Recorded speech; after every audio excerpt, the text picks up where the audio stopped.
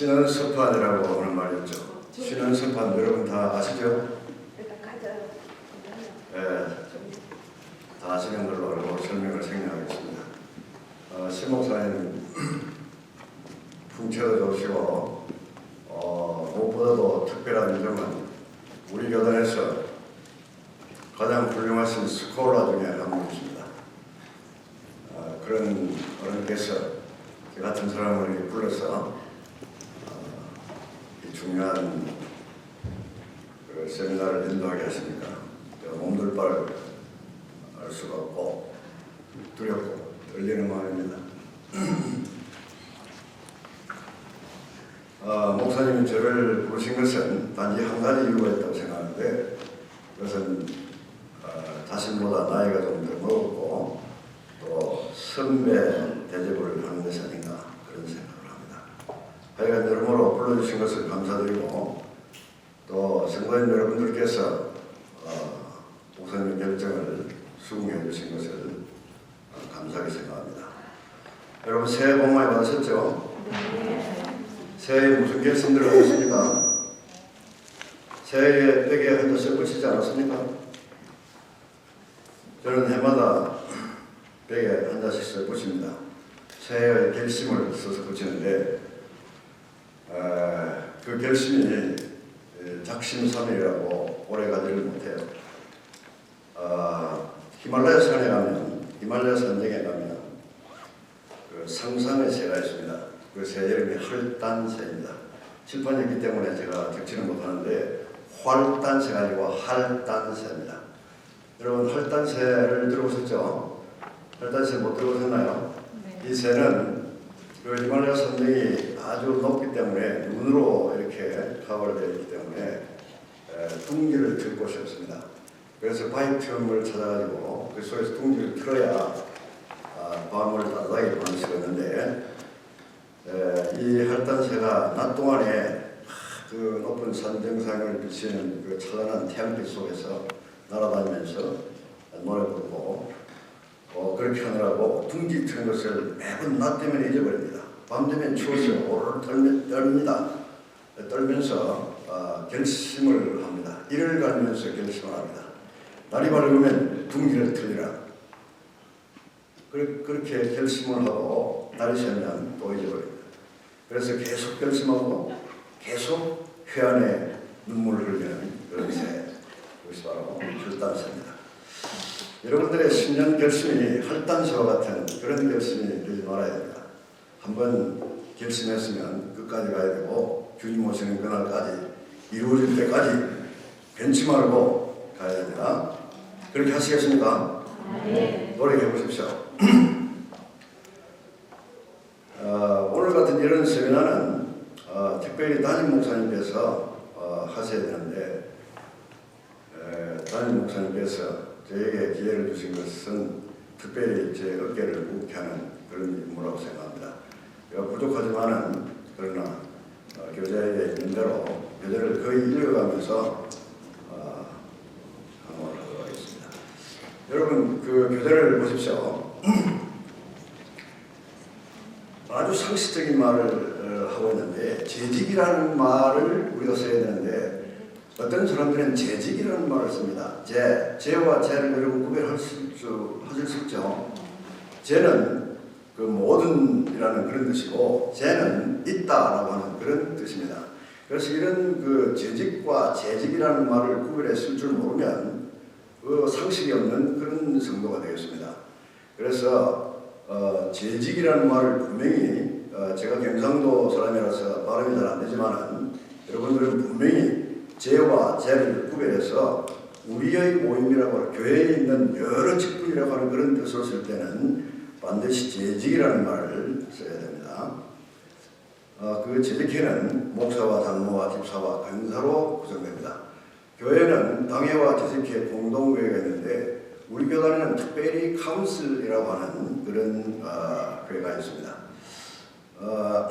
오늘 이 세미나는 특별히 집사직을 중심으로 해서 그렇게 하겠는데 이 집사는 교회의 3대 직분, 목사, 장로, 집사 이 3대 직분 중에 하나인데 봉사 전문직으로 시험받는 그런 직분입니다. 교회는 3대 직분이 있죠. 목사, 장로, 집사입니다. 이 3대 직분에서 3대 권세가 유출됩니다. 3대 권세. 여러분 3대 권세 어떤 권세들이 있습니까? 권세가 교회는 세 가지의 권세가 어우러져서 하나의 회를 행사해야 되는데 이 3대 권세는 3대 직분에서 나옵니다. 첫째는 강도권입니다. 강도, 광이 아니고 강도권. 이 강도라고 하는 것은 도를 강의한다, 전달한다 그런 의미에서 강도권이라고 하는 그런 권세가 있는데 이 강도권은 목사에게서 나옵니다. 그리고 치리권이라고 하는 것이 있습니다. 치리권이라고 하는 것은 다스린다, 통치한다 라고 하는 그런 뜻인데 이것도 하나의 권세입니다. 치리는 권세를 가져야 치리가 되지 않겠습니까? 그래서 이 치리권은 목사와 장로에게서 나옵니다. 그리고 세 번째 권세는 봉사권입니다. 봉사도 하나의 권세입니다.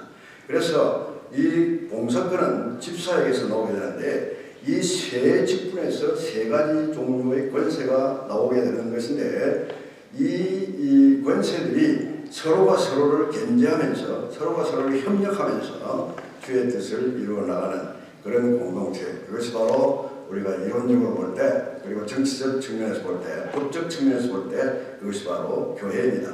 그리고 봉사라고 하는 것이 무슨 권세라고 할 수 있느냐 이렇게 질문할 수 있겠지만 봉사도 하나의 권세입니다. 권세에 속하는 것이기 때문에 이 봉사권을 가지고 있는 집사들은 자긍심을 가지고 프라우드하게 그렇게 자기 맡은 바 임무를 잘 감당해야 되는 것입니다. 교회에 어떻게 세 가지 직분밖에 없습니까? 사도도 있지 않습니까? 예언자도 있지 않습니까? 선견자도 있지 않습니까? 이렇게 말할 수 있는데 사도직은 반회직이기 때문에 예수 그리스도를 육안으로 본 제자들 그런 사람들만이 사도라고 칭함을 받을 수가 있고 예수 그리스도를 육안으로 보지 못한 자는 사도가 아닙니다. 그래서 사도직은 단회직이라고 합니다. 그 한 번밖에 우리 교회 히스토리 가운데에서 단 한 번밖에 존재하지 아니하는 직분, 이것이 바로 사도직입니다. 사도직은 더 이상 오늘 우리 교회에 계승되어져 내려오고 있지 않고 현대 교회에는 사도직이 없습니다. 그리고 선지자, 선견자, 예언자도 직분이라고 할 수 있는데 왜 그러면 그것은 없습니까? 오늘날 예언을 받았다는 사람 많고 꿈을 꾸었다, 환상을 보았다, 들었다 이렇게 말하는 사람 많은데 그 사람들 예언자가 아니고 선견자가 아닙니까? 이렇게 말할 수가 있는데 이런 직분은 오늘 우리 교회 가운데 더 이상 존재하지 않습니다. 왜 존재하지 않느냐? 여러분 이것을 분명히 아셔야 됩니다. 왜 선지자, 선견자, 예언자가 더 이상 교회 안에 존재하지 않는가? 성경 말씀, 하나님의 말씀이 계명의 옷을 입고 성경에 기록됨으로써 더 이상 하나님의 말씀이 하나님의 계시가 사람을 통하여서 간접적인 매체를 통하여서 우리에게 전달될 필요가 없기 때문에 이 기록된 성경 말씀, 이 기록된 성경 하나님의 말씀이 이렇게 문자의 옷을 입고 있음으로써 하나님의 말씀이 영원히 우리 가운데 계시기 때문에 더 이상 선견자가 필요하지 아니하고 예언자가 필요하지 않는 시점이 되었기 때문에 오늘 우리에게 예언자가 필요 없는 것입니다. 만약에 오늘날 우리 현대교회에서 내가 예언자다, 내가 무엇을 보았다, 꿈을 꾸었다, 하나님의 말씀을 들었다, 이 성경 밖에서 들었다라고 하면 그것은 어떤 문제가 생깁니까? 어떤 문제를 야기시킵니까? 성경의 완전성을 부정하는 문제를 초래하게 되는 것입니다. 그래서 그런 것은 대단히 중요한 것입니다. 우리 신앙에 있어서 지금 오늘날 이 기록된 성경 말씀이 우리 가운데 있음에도 불구하고 하나님의 특별한 계시를 받았다. 특별한 환상을 하나님께서 보여주셨다. 하나님께서 나에게 어떤 뭔가를 전달하셨다. 라고 말한다면 무엇보다도 다른 이유를 설명할 필요가 없고 이 기록된 성경 말씀의 존재를 부정하는 것입니다. 어떻게 부정합니까? 이 말씀의 충족성, 완전성을 부정하는 것입니다. 그래서 안 되는 것입니다. 그래서 우리가 현대교회의 예언자, 선견자 이러한 직분들을 인정하지 않는 것입니다. 집사와 권사 그리고 장로는 장립되었음에도 불구하고 장립집사나 황존직임에도 불구하고 평신도 레이맨이라고 이렇게 말하는데 이것은 세례만 받고 내가 이렇게 집사가 못 됐다라고 하는 그런 말이 아니고 그냥 성직자가 아니다라고 하는 그런 뜻입니다. 여기 만약에 어떤 장로님이 계시는데 장로님은 자기가 평신도가 아니라고 이렇게 생각할 수 있습니다. 그러나 그렇지 않습니다. 장로님도 레이맨입니다. 평신도입니다. 왜 평신도인가? 그는 성직자가 아니기 때문에, 클러지가 아니기 때문에 레이맨인 것입니다. 그래서 평신도라고 하는 말, 이런 말도 우리 서리집사, 이 집사님이나 권사님, 장로님들이 상식적으로, 교인된 상식으로 이런 말을 바르게 써야 됩니다. 함부로 나는 평신도다, 나는 평신도라서 뭐 이런 식으로 말을 해서는 안 되는 거죠. 평신도라는 것은 장로까지도 포함해서 성직자가 아닌 모든 성도들, 그들이 바로 평신도입니다. 아시겠죠? 그리고 집사는 그의 인격도회와 사명 감당으로 하나님의 인정하심을 받고 교회의 인정을 받아서 높임을 받고 또 그러한 집사의 경력과 그런 경륜을 통해서 앞으로 교회의 중직자로 선임될 수 있는 그런 기회를, 그런 과정을 겪을 수 있기 때문에 집사의 사역은 대단히 중요한 것이다, 그렇게 인식을 하셔야 되겠습니다. 자, 그러면 집사라는 것이 무엇입니까? 장로, 권사 이런 것은 이 강의에서 모두 빼고 집사만을 얘기합니다. 집사라는 말은 한자어로 집사, 동사로는 일을 잡는다, 명사로는 잡은 사람, 그렇게 되어 있고 의를 보시면 여러분이 다 이해가 될 수 있을 것 같고, 두 번째 보십시오. 헬라어 디아코노스라고 하는 그런 말에서 집사라는 말이 유래됐다 했는데, 이 디아코노스라고 하는 말은 사람을 섬기는 종이라는 뜻입니다. 그리고 라트리스라고 하는 말은 하나님을 섬기는 종이라는 그런 뜻입니다. 그런데 이 헬라 첫 번째 디아코노스라고 하는 이 말은 문자적으로 먼지를 통하여 보는 사람이라고 하는 그런 의미가 있다고 사전에서 이야기하고 있습니다. 여러분 여기에 먼지가 지금 자욱하게 일어나고 있습니다. 그래서 자세히 보니까 먼지 속에 한 사람이 분주하게 왔다 갔다 움직이고 있습니다.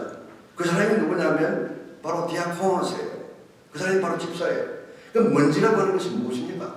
왜 먼지가 발생합니까? 빠른 왕래, 빠른 몸놀림, 부지런함, 그리고 그것이 의미하는 것은 무엇입니까? 충직성입니다.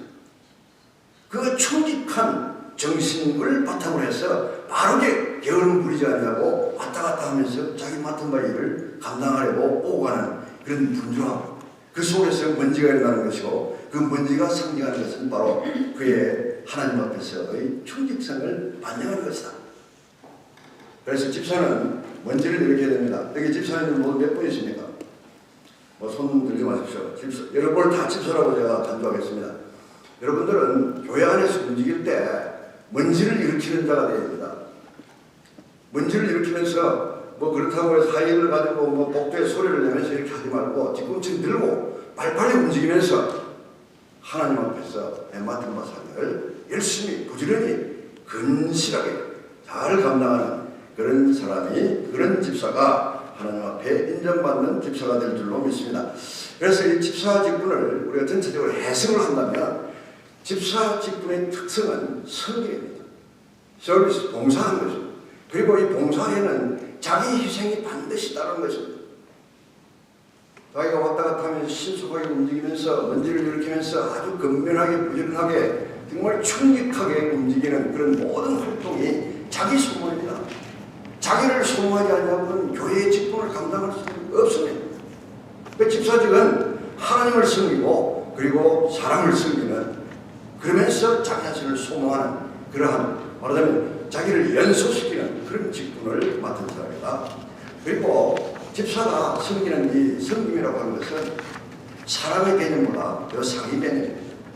여러분, 사랑이 뭐가 최고의 것 같고 사랑이 제일이라고 하셨지만, 오늘 13년에 사랑이 제일이라 했지만, 믿음, 소망, 사랑은 이 세 가지 항상 있을 때 사랑이 제일이라, 그 중에서 제일이 사랑인데 그 사랑을 실천적으로 표현하는 것이 무엇입니까?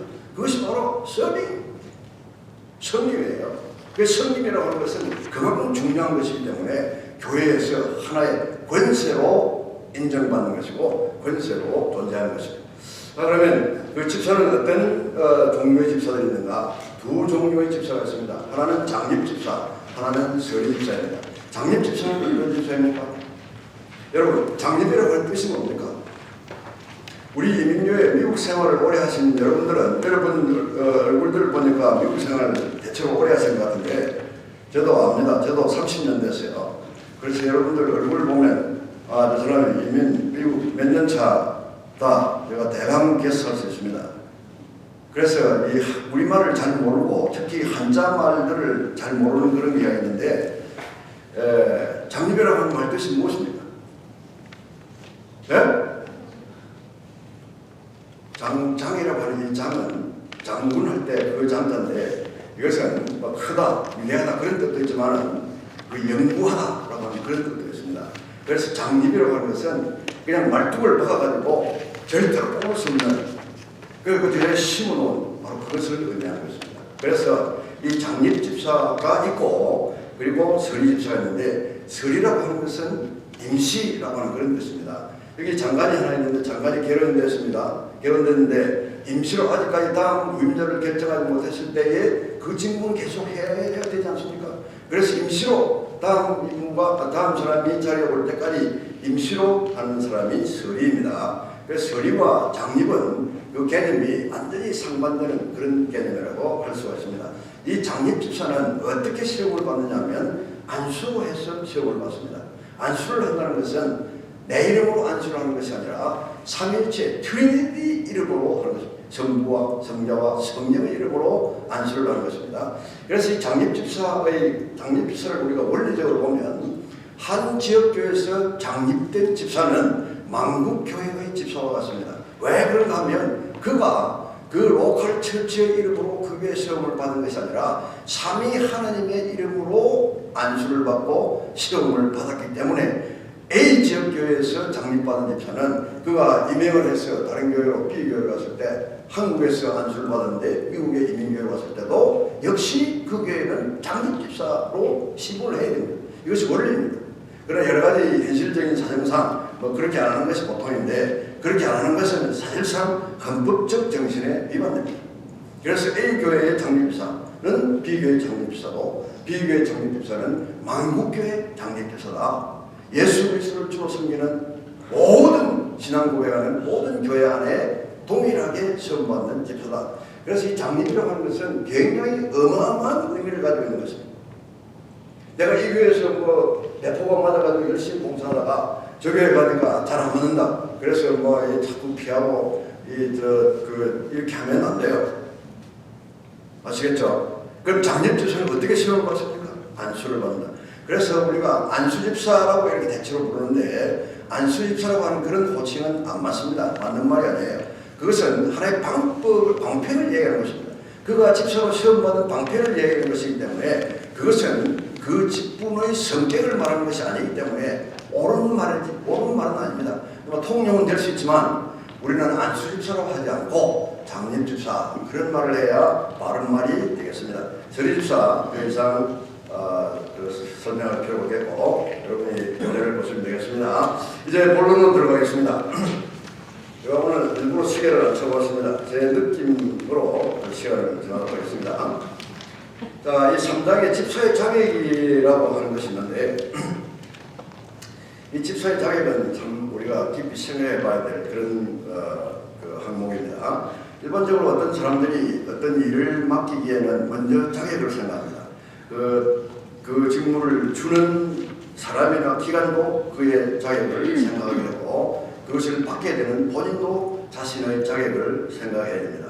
어떻게 생각하냐면 내가 자격이 있는가? 내가 자격을 갖추었는가? 이거부터 먼저 생각을 합니다. 만약에 자격이 없는 사람이 어떤 그 자리에 앉게 되면 자기 자신도 힘들고 같이 일하는 사람도 힘들고 그리고 그것을 맡긴 사람, 일을 맡긴 사람도 힘들고 여러 사람을 괴롭게 만드는 것이 이 자격론의 그 딜레마입니다. 그런데 이 자격에 있어서 사람의 자격을 바르게 평가할 수 있습니까? 목사님 항상 그렇게 평가한 입장에 계시는데 쉽습니까? 참 어려운 일 아닙니까? 그죠? 우리 사람이 보기에는 사람이 자격이 있어 보인다 이렇게 평가하지만 그 내면을 모릅니다. 그가 어느 정도의 능력을 숨겨진 그 어떤 탤런트를 가지고 있는지 능력을 가지고 있는지 어빌리티를 가지고 있는지 그것까지 우리가 보지 못하는 경우가 참 많습니다. 그렇기 때문에 자격이 있어서 임명을 시켰는데 실제로 일을 맡겨보니까 일을 못하는 사람 그런 사람이 있어요. 그런 사람들이 많기 때문에 자객론에는 참 이 미묘한 딜레마가 있습니다. 그래서 그 자객론을 보면 인물평은 언제든지 오류를 나타낼 수 있다라고 하는 것이 언제든지 전제되어야 됩니다. 그래서 베드로 사도가 사도들을 보호를 할 때에 먼저 사람을 추천을 받아가지고 그 마지막 결정을 사람이 하지 않고 교회가 하지 아니하고 하나님께 맡겼어요. 기도하자. 하나님이 어느 쪽에 제비를 뽑게 할 것인지 하나님께 많이 자격론을 제대로 알고 계신다. 그런 뜻 아니겠습니까? 우리가 그런 정도로 겸손을 해야 되지 않겠습니까? 우리가 이렇게 사람을 대충 우리가 눈으로 볼 때는 이런 사람이 합당해 보이는데 하나님께서 선정해 주십시오. 이렇게 할 수 있는 그런 우리 인간의 그 겸손함이 있어야 되고 하나님이 선택하셨다라고 하는 그런 확신을 가지는 그 확신의 징표, 제비, 투표 뭐 이런 것을 통해서 우리가 자격이 있다라고 간주하는 것이지 그 사람이 확실히 실질적으로 있다라고는 볼 수가 없는 것입니다. 그래서 우리가 한 사람을 최종적으로 낙점할 수 있는 그런 안목은 없지만은 하나님께서 결국은 선정해 주실 일이지만은 그러나 그럼에도 불구하고 우리 교회에서는 최선을 다해서 우리가 볼 수 있는 범주 내에서는 자격이 있는지 없는지 살펴볼 필요가 있다. 그것을 주장하는 사람이 베드로며 바울 사도입니다. 교회에서 베드로 사도가 말했고 바울 사도가 말했으면 그것은 우리가 따라야 됩니다. 그렇지 않습니까? 그래서 베드로가 사도행전 6장 3절에서 그 집사의 자격을 논하고 있고 바울 사도가 디모데전서 3장 8절 9절에서 또 집사 될 만한 그런 자격을 이러이러한 사람을 쓰게 된다. 이렇게 디모데를 가르치는 이런 것을 볼 때에 하나님께서 많이 아시지만은 그래도 우리는 객관적으로 간접적으로나마 최선을 다해서 자격이 있는지 없는지 살펴보고 또 하나님의 뜻을 구하는 이런 태도를 가질 필요가 있습니다. 그런데 베드로와 바울 사도가 사도행전 6장과 디모데전서 3장에서 그 자격론을 얘기한 것을 쭉 요약해서 교재에도 있습니다만 그것을 제가 다시 요약하면 4가지 조건을 구비하는 것이 좋겠다 이런 식으로 요약할 수 있습니다. 첫째는 믿음의 비밀을 가진 사람입니다. 믿음의 비밀을 가진 사람이 교회 직분을 맡기에 합당한 사람이라는 것입니다. 여러분 믿음의 비밀이 무엇입니까? 믿음의 비밀이라고 분명히 성경에서 그렇게 말하고 있는데 믿음의 비밀은 어떤 것입니까? 환상을 본 사람입니까? 꿈을 꾼 사람입니까? 어젯밤에 하나님으로부터 계시를 받았다는 뜻입니까? 무엇이 믿음의 비밀입니까?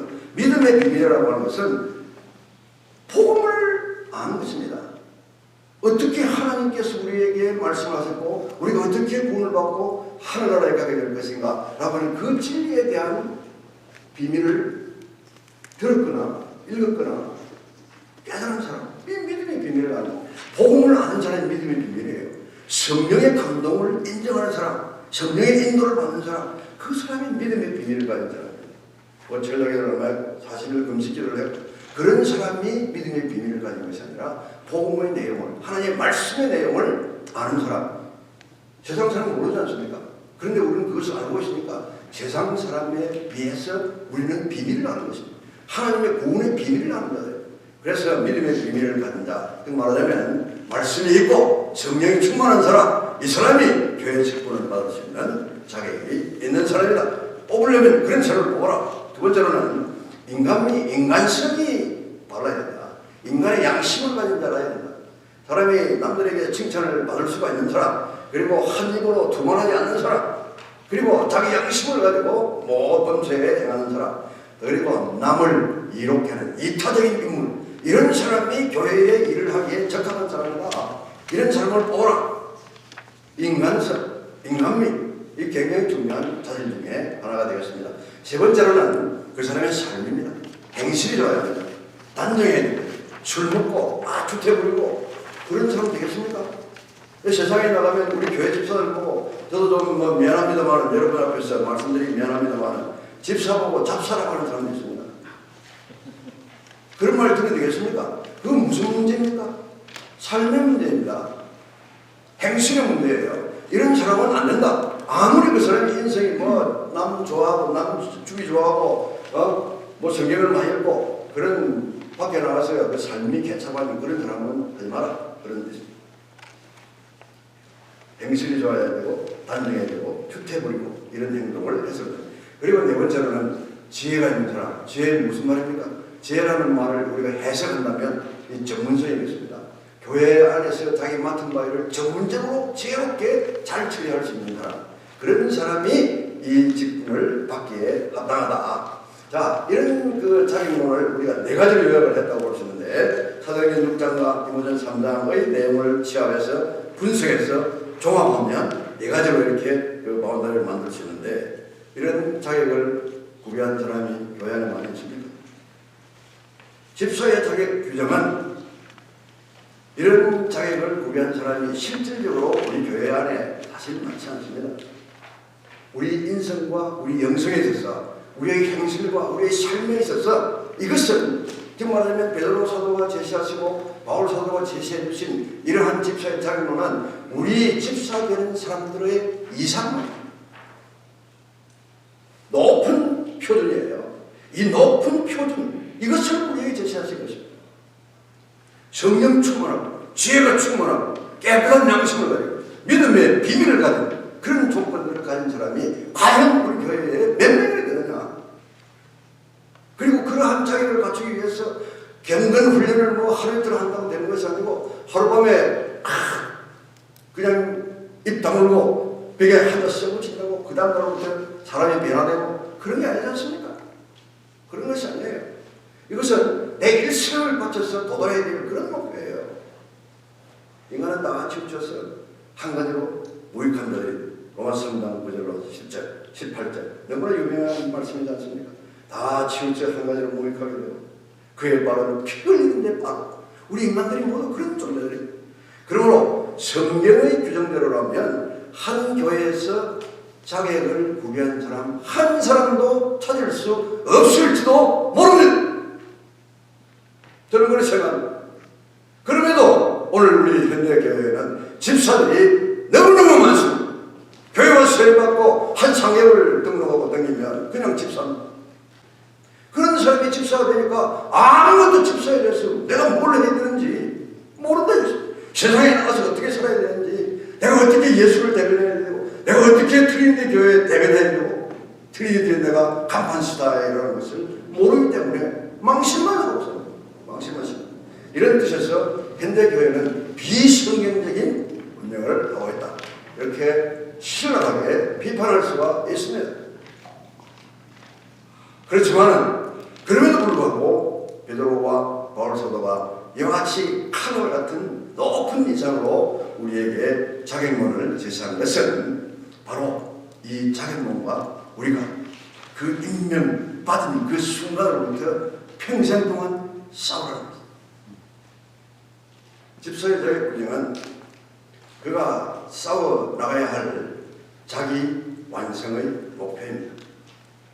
우리가 그런 자격을 가지고 있기 때문에 하나님 교회를 섬기는 것이 아니라 그러한 자격에 도달하려고 몸부림치면서 싸우면서 기도하면서 엎드리면서 그렇게 나가기 위해서 소명을 받는 것입니다. 여러분 모세 여러분 아십니까? 모세 들어보셨죠? 김 목사님 모세에 대해서 가르치셨습니까? 모세가 어떤 사람입니까? 변호사님이십니까? 사모님? 장관? 네? 장관님? 모세에 대해서 말씀하셨습니까?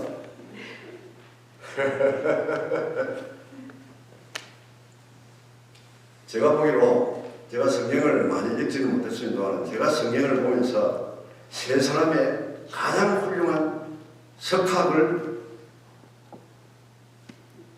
뽑는다면 첫째는 모세요. 둘째는 누가 되겠습니까?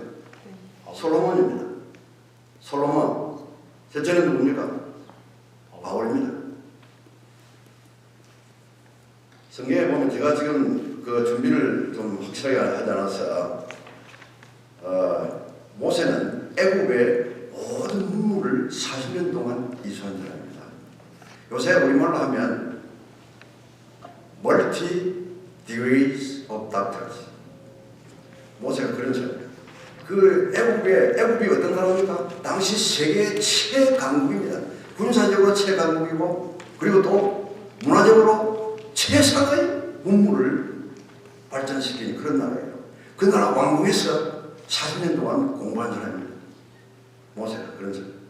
그러니까 모세는 모든 학문의 모든 사물의 이치를 통달한 사람이에요. 솔로몬도 그렇습니다. 솔로몬도 제가 어떤 성경의 자문에 보면 솔로몬에 대한 언급이 있어요. 동물학, 식물학, 광물학, 조류 모든 것을 통달한 사람이 모세입니다. 아니 솔로몬입니다. 솔로몬이 잠을 쓰고 그 전도 쓰지 않았습니까? 여러분 거기 보면 정말 인생을 어떻게 살았길래 이런 교훈을 우리에게 줄 수 있는가?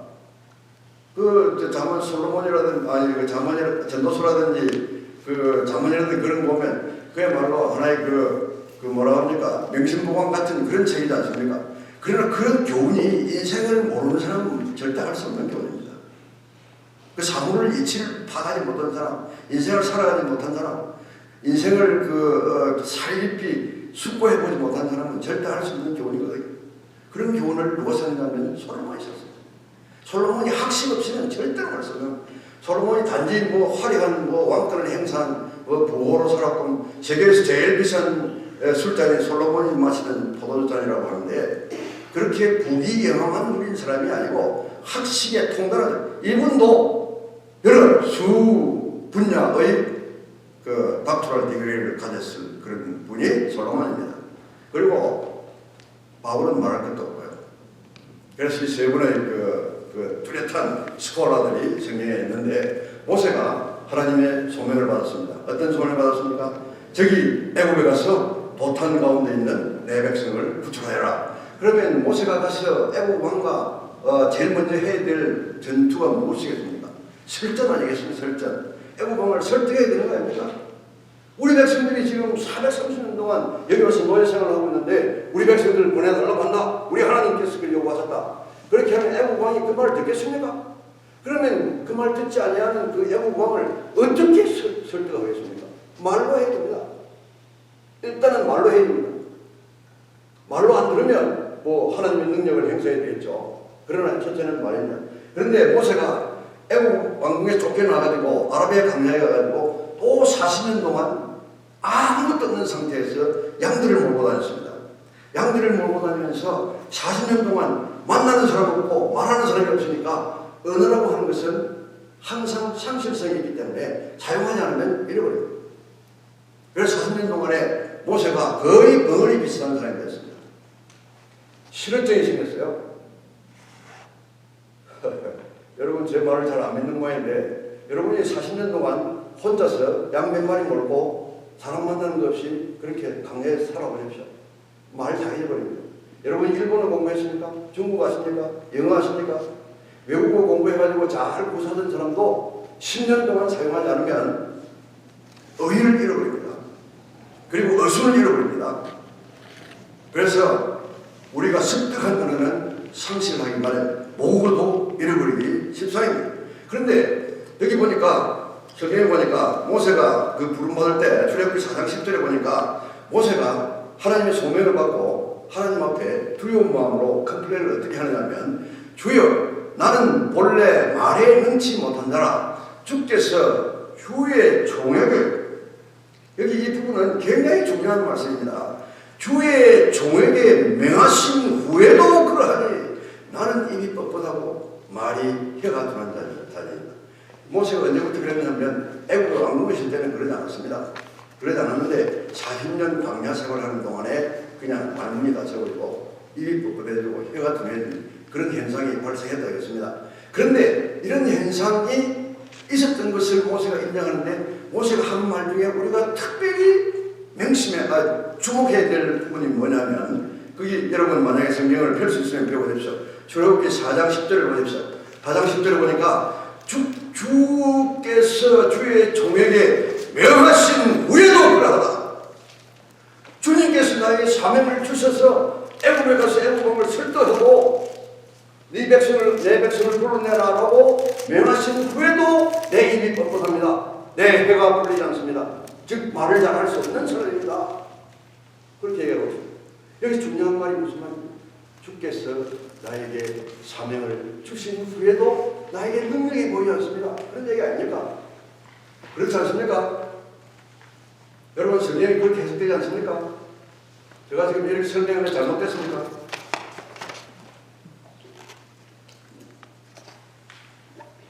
신 목사님 성품이 좋은 줄을 제가 여러 번 깨닫습니다. 설교를 해도 반응이 없고 그 강의를 해도 도무지 리스크한 적 없고 그런 청중들 앞에서 인내심을 가지고 설교하시고 말씀 가르치시고 하는 신 목사님은 정말 훌륭한 분입니다. 키만 크고 덩치만 크고 공부만 많이 하신 분이 아니고 인성이 훌륭하신 분이에요. 저는 우리 교회 야단칩니다. 제가 우리 교회 한때 잘 나갔어요. 근데 지금 제가 하도 나무래도 그들을 배워 해가지고 제가 큰 교회를 발전시키는데 굉장히 공헌을 많이 한 사람이에요. 무슨 뜻인지 알겠습니까?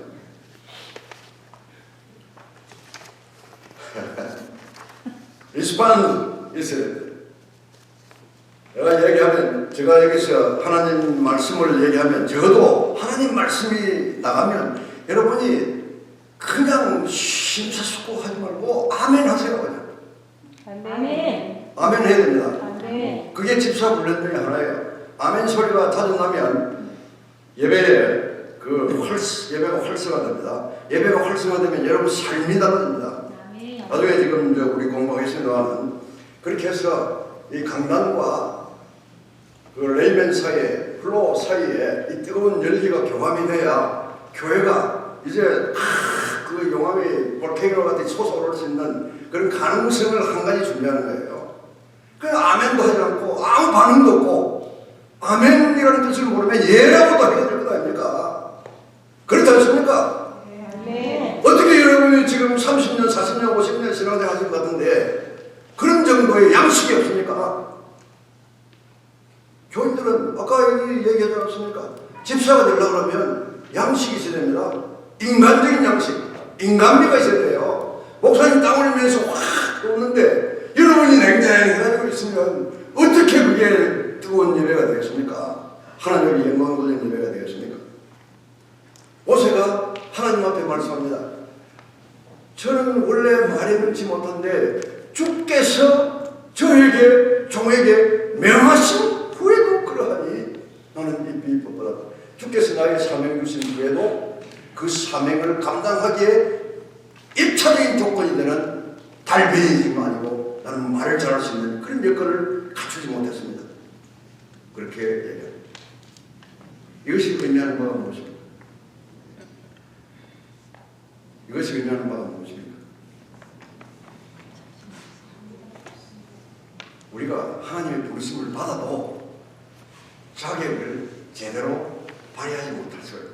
능력을 제대로 발휘하지 못할 수가 있다라고 하는 거죠. 그런데도 하나님께서 그런 우리를 부르십니다. 부르셔서 너 이거 여기에서 네 사명을 감당하라 세우십니다.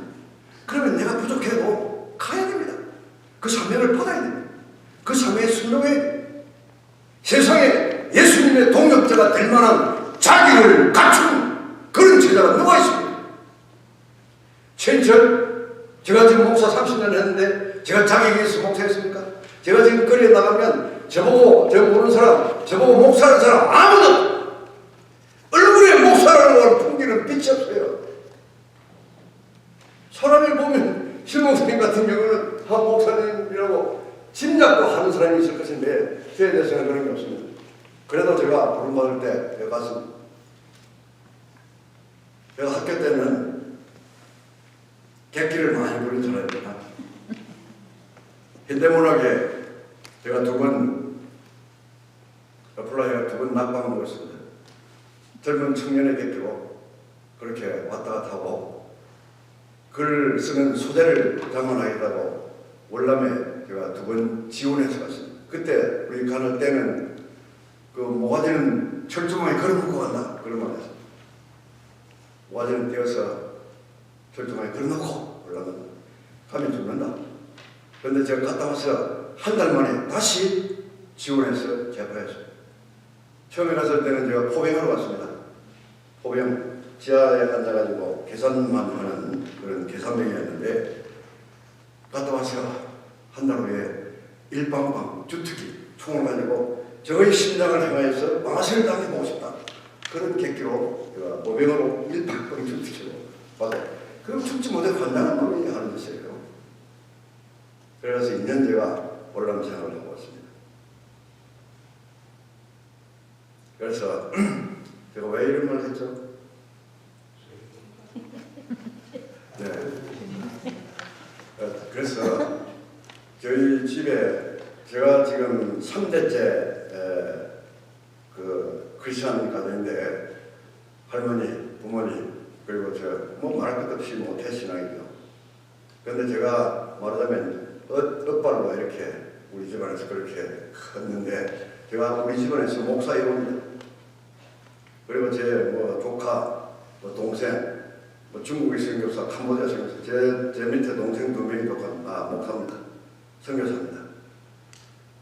그래서 제가 그래 있는데 제 동생들은 목사로 가면 사람들이 수긍을 하지만 저를 보면 수긍을 잘 안 합니다. 그렇습니까? 뭐 이런 식으로 봅니다. 지금도 마찬가지인 것 같아요. 그래서 나는 항상 하나님 앞에 이건 내 회개 제목이 아닌가 그런 생각합니다. 내가 그리스도의 빛을 발휘하지 못하는구나, 발산하지 못하는구나 그런 자격지심을 가지고 있습니다. 그렇지만은 우리는